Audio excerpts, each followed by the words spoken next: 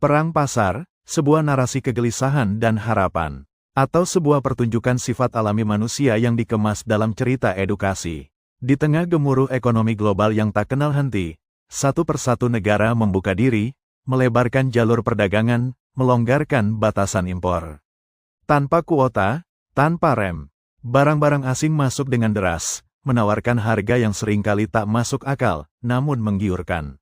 Kita menyebutnya sebagai bagian dari globalisasi. Tapi di balik istilah yang terdengar megah itu, ada getar kecil di pasar-pasar tradisional.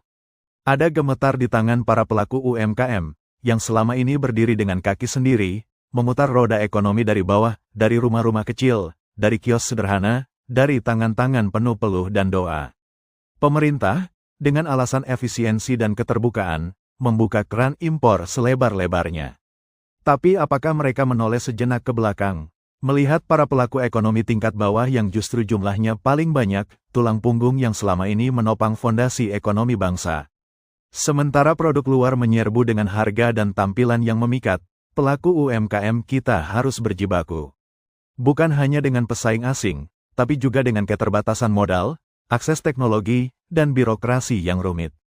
Ini bukan persaingan yang adil. Ini bukan pasar bebas. Ini perang yang berat sebelah. Semua hanya diukur dengan bila-bila grafis di atas kertas yang lupa bahwa sesungguhnya semua kebijakan hakikat adalah untuk kesejahteraan semua manusia di atas bumi, bukan menjadi milik dari sebuah bangsa. Apakah ini menjadi sebuah era menuju keseimbangan dunia baru? Sebagian analis mengatakan ini sebuah perjalanan menuju sesuatu, namun peta dan rutenya selalu berubah. Lalu, apa solusi? Sudah saatnya kita memikirkan ulang arah kebijakan.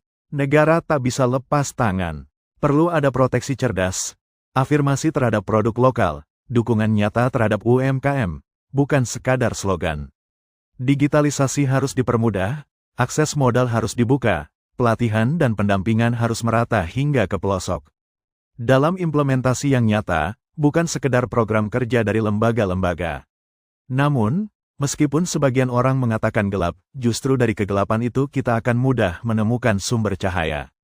Dan di tengah kegelisahan ini, kita pun sadar bahwa usaha manusia punya batas.